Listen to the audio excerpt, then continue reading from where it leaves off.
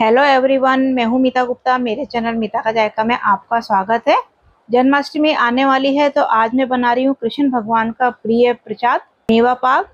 इसे आज मैं बिना चीनी के बनाऊंगी और बहुत ही सॉफ्ट बनकर तैयार होता है। कुछ बातों का ध्यान रखेंगे तो आपका जो मेवा पाक है बिल्कुल भी टूटेगा नहीं, सख्त नहीं होगा, एकदम सॉफ्ट बनेगा। बहुत लोगों की शिकायत होती है कि हमारा मेवा पाक अच्छा नहीं बनता है, तो आज ये शिकायत आपकी दूर हो जाएगी। तो चलिए बनाते हैं। इसे बनाने के लिए पहले मैंने यहाँ पर लिया है एक गोला, जो कि सूखा खोपरा भी कहते हैं इसको। तो मार्केट में बहुत आसानी से मिल जाता है। तो इसे हमें कद्दूकस करना है। तो जो मीडियम साइज का जो ग्रेटर होता है उससे हमें इसको कद्दूकस करना है। तो इसको मैंने कद्दूकस कर लिया है। अब कढ़ाई में मैं डाल रही हूँ 4 बड़े चम्मच देसी घी। अब मैं इसके अंदर डालूंगी गोंद। जो गोंद हम सर्दियों में लड्डुओं में खाते हैं, ये वही गोंद है। इस मेवा पाक में गोंद डालने से ये और भी क्रंची लगता है। घी बहुत ज़्यादा गर्म नहीं होना चाहिए, मीडियम गर्म ही होना चाहिए। और इसके अंदर हम डाल देंगे और डालने के बाद इसको ना अच्छे से फुला लेंगे। तो जैसे ये फ्राई होता है तो अच्छे से फूल जाता है। मैंने ये गोंद 2 बड़े चम्मच के करीब लिया है। गोंद डालकर गैस की फ्लेम को लो टू मीडियम पे कर देना है और इनको इस तरह से फुलाकर हमें निकाल लेना है। साथ ही इस बचे हुए घी में मैं डाल रही हूँ 1 मुट्ठी किशमिश। किशमिश को भूनने में ज़्यादा टाइम नहीं लगता है। जैसे ये गर्म होती है घी में जाकर ये फूलने लगती है। बस जैसे ये फूल जाए हमें इसको निकाल लेना है। और अब मैं इसके अंदर डाल रही हूँ गोले की छोटी छोटी कटी हुई स्लाइस। तो मैंने थोड़े से गोले को इस तरह से पतली पतली स्लाइस में काट लिया था। तो इसको हल्का सा ब्राउन होने तक फ्राई कर लेंगे। हल्का सा ब्राउन होने पर इनको निकाल लेते हैं। तो ये मैं गार्निश के लिए यूज़ करूँगी। तो इसको अलग प्लेट में निकाल लेना है। अब इसी घी में मैं डाल रही हूँ 2 मुट्ठी बादाम। इसको भी हम हल्का सा फ्राई कर लेंगे। तो यहाँ पर आपको किसी भी चीज़ का मेजरमेंट करने की ज़रूरत नहीं है। जो आपको पसंद है वही मेवा इसके अंदर ले सकते हैं। और जितनी क्वांटिटी में आपको लेना है उतनी क्वांटिटी में आप ले सकते हैं। मैं आगे आपको बताऊंगी कि आपको किस तरह से इसको मेजरमेंट करना है। तो पहले मैंने बादाम को कुछ सेकंड के लिए फ्राई कर लिया है, क्योंकि बादाम को थोड़ा टाइम लगता है। अब मैंने इसके अंदर उतने जितने बादाम लिए हैं उतने ही काजू डाल लिए हैं। इनको हम फ्राई कर लेंगे। इस तरह से हल्के से फ्राई करके जो मेवा हम इसमें डालेंगे उससे जो मेवा पाक बनता है बहुत ही टेस्टी बनता है। सारी चीज़ों को इसके अंदर फ्राई करके ही लेना है। काजू और बादाम दोनों फ्राई हो गए, हल्का सा कलर चेंज होने लगा है। इसी टाइम में इसके अंदर 2 बड़े चम्मच चिरौंजी डाल रही हूँ। बस कुछ सेकंड के लिए इसको भी हम इसके अंदर फ्राई कर लेंगे। हमें इनको बहुत ज़्यादा कलर चेंज नहीं करना है, वह हल्का सा फ्राई हो जाए उतना ही हमने इनको सबको फ्राई करके निकाल लेना है। तो इनको एक अलग प्लेट में निकाल लेंगे। अब मैं यहाँ पर मखाने फ्राई कर रही हूँ। अब इसी बचे हुए घी में हम मखाने डाल देंगे। तो ये मैंने 1.5 कप के करीब मखाने लिए हैं। लो टू मीडियम फ्लेम पर इनको भी हम क्रंची होने तक फ्राई कर लेंगे। मखाने फ़ायदा बहुत करते हैं, ये हड्डियों को मजबूत करते हैं। मखाने डालने से मेवा पाक का टेस्ट और भी बढ़ जाता है। मखाने थोड़े घी में ही फ्राई करने हैं, क्योंकि मखाने बहुत सारा घी एब्जॉर्ब कर लेते हैं। तो मखाने फ्राई हो चुके हैं। हाथों से इस तरह से एक हम तोड़कर देखेंगे तो ये बिखर रहे हैं, अच्छे से टूट रहे हैं। तो इसका मतलब मखाने बहुत अच्छे से क्रंची हो गए। तो इनको निकाल लेते हैं। इन्हें भी गोंद, काजू, बादाम जो हमने जिस प्लेट में निकाले थे उसी में ही मखाने निकाल लेंगे। निकालने के बाद अब इसी कढ़ाई में 2 बड़े चम्मच घी और डालेंगे। अब मैं इसमें डाल रही हूँ 4 बड़े चम्मच खरबूजे के बीज। इनको भी हम हल्के से फ्राई कर लेंगे। जब ये चटकने लगे उतने ही हमने इनको फ्राई कर लेना है। बहुत जल्दी से फ्राई हो जाते हैं। तो बस ये चटकने लगे हैं, इसी टाइम में इसके अंदर 2 बड़े चम्मच खसखस डाल देती हूँ। इसको भी हम फ्राई कर लेते हैं। तो बस कुछ सेकंड ही चलाना है, ज़्यादा नहीं चलाना, नहीं तो खसखस कड़वी हो जाती है। अब जो गोला कद्दूकस किया था उसको डाल देंगे और इन सबको हम 1 मिनट तक फ्राई कर लेते हैं। इस तरह से गोले को भूनकर लेने से क्या होता है, जो मेवा पाक का टेस्ट है और भी बढ़िया लगता है। तो बस इनमें से खुशबू आने लगी है, हल्का सा कलर चेंज होने लगा है। उसी टाइम हमें इनको निकाल लेना है। तो इनको अलग प्लेट में निकालेंगे, क्योंकि हमने इनको पीसना नहीं है। सारे ड्राई फ्रूट को फ्राई कर लिया है। गोंद, काजू, बादाम, मखाने भी ठंडे हो चुके हैं। अब एक ग्राइंडिंग जार लेंगे, उसमें इन सबको डाल देंगे। हमें इनको दरदरा ही पीसना है, फाइन पाउडर नहीं बनाना है।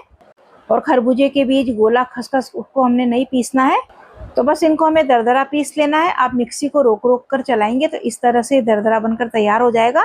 बिल्कुल फाइन पाउडर नहीं बनाना है। अब इसे गोला, खसखस और बीज के साथ मिक्स कर देंगे। और जो किशमिश फ्राई की थी वो भी इसके अंदर डाल देते हैं। अब बहुत अच्छे फ्लेवर के लिए 1 चम्मच भरकर इलायची पाउडर डाल देंगे। इन सबको हमें अच्छे से मिक्स कर लेना है। तो मैंने आपको बताया था कि मेजरमेंट की कोई ज़रूरत नहीं है। जो चीज़ आपको कम ज़्यादा पसंद है उस हिसाब से आप इसके अंदर मेवा वगैरह डाल सकते हैं।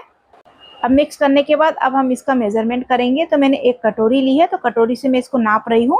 जितनी कटोरी मिक्सचर होगा उसी के हिसाब से हम इसके अंदर गुड़ डालेंगे। तो मैं ये जो मेवा पाक है गुड़ से बना रही हूँ। तो इस कटोरी से मैं मेज़र कर रही हूँ, तो ये 5 कटोरी है। अब मैंने इसमें डालने के लिए गुड़ लिया है, तो मैं इस गुड़ को चाकू से काट रही हूँ क्योंकि ये गुड़ सॉफ्ट है। आप चाहें तो इसको कद्दूकस करके भी ले सकते हैं या कूट भी सकते हैं, बस हमें इसका बारीक चूरा बनाना है। तो गुड़ का इस तरह से चूरा करके जिस कटोरी से हमने मेवा को नापा था उसी कटोरी से हम इसको नापेंगे। गुड़ का नाप हमें कैसे करना है, जितना हमारा मेवा का मिक्सचर है उसे आधे से कम लेना है। यानी कि 5 कटोरी मेवा का मिक्सचर है तो मैं 2 कटोरी ले रही हूँ। अगर आप मीठा ज़्यादा खाते हैं तो आधा डाल सकते हैं, यानी कि 2.5 कप गुड़ इसके अंदर डाल सकते हैं, पर ये इतना परफेक्ट रहेगा। अब मेवा पाक को जमाने के लिए मैंने एक प्लेट ली है और इसमें मैं घी लगा देती हूँ और इसको ग्रीस कर देती हूँ। तो कोई भी प्लेट ट्रे जो भी आपके पास हो वो आप ले सकते हैं। अब इसको साइड में रख देते हैं, गैस पर चढ़ाएंगे कढ़ाई। इसमें मैं डाल रही हूँ 2 बड़े चम्मच देसी घी और जो 2 कटोरी गुड़ हमने नाप के लिया था वो इसके अंदर डाल देंगे। साथ ही मैं इसमें 4 बड़े चम्मच का जितना पानी डाल रही हूँ। पानी डालने से क्या होगा, जो मेवा पाक है ना हमारा बहुत ही सॉफ्ट बनेगा, कड़क बिल्कुल भी नहीं बनेगा। हमें इसकी कोई चाशनी वगैरह नहीं बनानी है, न कोई तार की चाशनी बनानी है, बस गुड़ को अच्छे से मेल्ट कर लेना है। तो मैंने इसे गुड़ से बनाया है, आप इसके बदले चीनी से भी इसको बना सकते हैं। अगर आप चीनी से बनाना चाहते हैं तो मैंने उसकी रेसिपी भी आपके साथ शेयर की हुई है, आप देख सकते हैं। गुड़ अच्छे से मेल्ट हो जाए तो सारा मेवा का मिक्सचर हमें इसके अंदर डाल देना है। मिक्सचर डालने के बाद इसको अच्छे से मिक्स करेंगे। गैस की फ्लेम को बिल्कुल लो पे रखना है। अब जब तक ये बाइंड ना हो जाए तब तक हमें इसको मिक्स करना है। आप देख सकते हैं मिक्सचर जो है बाइंड हो गया है, इकट्ठा होने लगा है। तो जैसे ये इकट्ठा हो जाए हमें इसको ग्रीस की हुई प्लेट में डाल देना है। हमें इसमें ज़्यादा टाइम नहीं लगाना है, जैसे ये इकट्ठा होने लगे वैसे ही हमें इसको जमा देना है। ये काम आपको जल्दी से करना है, जैसे ये इकट्ठा हो जाए वैसे ही आपको इसे जमा देना है। हल्का सा ठंडा होते ही ये इकट्ठा होना लगेगा, ये जमेगा नहीं। तो बस चम्मच या स्पैचुला से इस तरह से इसको सेट कर देना है। तो ना ही ज़्यादा मोटा जमाना है और ना ही ज़्यादा पतला जमाना है। तो बस इस तरह से इसको ऊपर से स्मूथ कर देंगे। तो मैंने इसको जमा दिया है। अब ये देखने में और भी अच्छा लगे इसके लिए मैंने थोड़े से गोले को काट कर और फ्राई करके लिया था, वो इसके ऊपर लगा देंगे। और थोड़े से बादाम को भी मैंने फ्राई करके इस तरह से काट कर लिए हैं, वो भी इसके ऊपर लगा देंगे, जिससे कि पाक देखने में और भी अच्छा लगेगा। और थोड़े से जो काजू है उनको भी आधा आधा काट कर इस पर लगा देंगे। और ड्राई फ्रूट लगाने के बाद हम चम्मच से या स्पैचुला से हल्का हल्का सा इसको प्रेस करेंगे, जिससे कि इसके ऊपर चिपक जाएंगे, निकलेंगे नहीं है। तो इसे हम हल्का सा ठंडा होने देंगे, ज़्यादा ठंडा नहीं करना है। बस 10 से 15 मिनट बाद ही हमने इसको कट कर लेना है। 10-15 मिनट हो चुके हैं, इसको कट कर लेते हैं। अगर ये ठंडा हो जाएगा तो ये कट नहीं होगा। तो आप अपनी मनपसंद की शेप में इसको कट कर सकते हैं, छोटा बड़ा जैसा भी आपको पसंद है। तो बहुत ही आसानी से कट हो रहा है। तो आप भी इस जन्माष्टमी पर गुड़ की मेवा पाक बनाए, बहुत ही टेस्टी और बहुत ही बढ़िया बनती है। सॉफ्ट भी बहुत बनती है, मुंह में जाते ही घुल जाएगी, इतनी बढ़िया बनती है। तो आप कुछ बातों का ध्यान रखेंगे तो आपकी मेवा पाक बहुत ही बढ़िया बनेगी, बिल्कुल भी टाइट नहीं बनेगी। तो बस आप भी बनाइए और कान्हा जी को भोग लगाइए। कान्हा जी भी खुश हो जाएंगे और आप भी खाकर इसे खुश हो जाएंगे, इतनी बढ़िया ये बनती है। चीनी से भी ज़्यादा गुड़ से बहुत टेस्टी बनती है और हेल्दी भी होती है। तो मेरे घर में सबको ये बहुत ही पसंद आई, तो आप भी इसको ज़रूर ट्राई करें। ये देखिए कितनी सॉफ्ट बनी है, आपको तोड़ने से पता चल रहा होगा कि ये कितनी बढ़िया और सॉफ्ट बनी है।